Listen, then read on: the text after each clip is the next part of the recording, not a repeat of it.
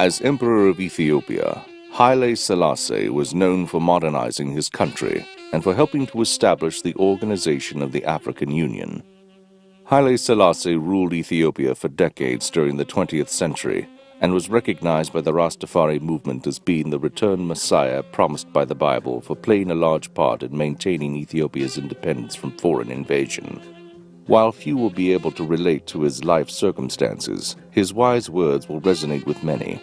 Here are some of his quotes regarding peace, religion, history, education, and much more. The temple of the Most High begins with the body which houses our life, the essence of our existence. Africans are in bondage today because they approach spirituality through religion provided by foreign invaders and conquerors. We must stop confusing religion and spirituality. Religion is a set of rules, regulations, and rituals created by humans, which was supposed to help people grow spiritually. Due to human imperfection, religion has become a corrupt, political, divisive, and a tool for power struggle. Spirituality is not theology or ideology. It is simply a way of life, pure and original as was given by the Most High of creation. Spirituality is a network linking us to the Most High, the universe, and each other. Peace is a day-to-day problem, the product of a multitude of events and judgments. Peace is not an is, it is a becoming.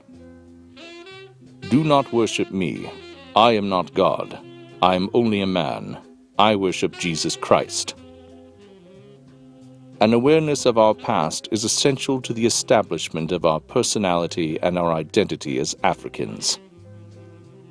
The preservation of peace and the guaranteeing of man's basic freedoms and rights require courage and eternal vigilance. Courage to speak and act, and if necessary, to suffer and die. For truth and justice, eternal vigilance, that the least transgression of international morality shall not go undetected and unremedied. We must become bigger than we have been, more courageous, greater in spirit, larger in outlook.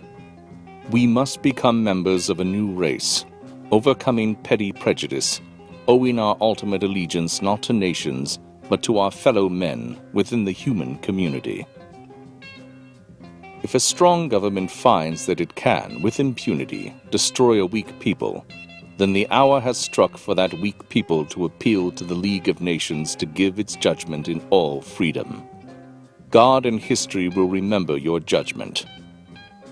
Above all, we must avoid the pitfalls of tribalism. If we are divided among ourselves on tribal lines, we open our doors to foreign intervention and its potentially harmful consequences. It is much easier to show compassion to animals. They are never wicked. I have lived too long to cherish many illusions about the essential high-mindedness of men when brought into stark confrontation with the issue of control over their security and their property interests. Peace demands the united efforts of us all. Who can foresee what spark might ignite the fuse?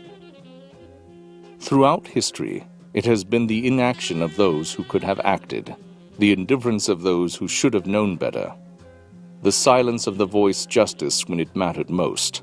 That has made it possible for evil to triumph. No one should question the faith of others, for no human being can judge the ways of God. That until the philosophy which holds one race superior and another inferior is finally and permanently discredited and abandoned. That until there are no longer first-class and second-class citizens of any nation. That until the color of a man's skin is of no more significance than the color of his eyes. That until the basic human rights are equally guaranteed to all without regard to race. That until that day, the dream of lasting peace and world citizenship and the rule of international morality will remain but a fleeting illusion, to be pursued but never attained. If you are open-minded and ready to learn, there are many things which you can learn not only from books and instructors, but from the very life experience itself. Our youth must be steadfast and take advantage of the benefits of modern civilization. Do not fall prey to idleness, for it shall be a curse to you and to succeeding generations. You must set yourselves as examples of determination and hard work. Plan your time and use both your physical and mental powers purposefully and productively. Many discouraging hours will arise before the rainbow of accomplished goals will appear on the horizon. A man who says, "I have learned enough and will learn no further," should be considered as knowing nothing at all.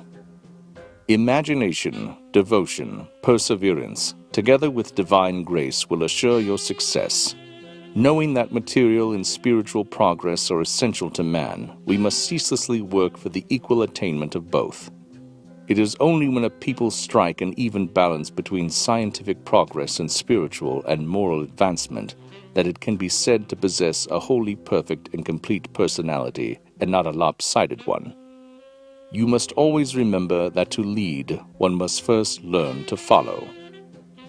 Spiritual power is the eternal guide, in this life and the life after, for man ranks supreme among all creatures. Led forward by spiritual power, man can reach the summit destined for him by the great Creator.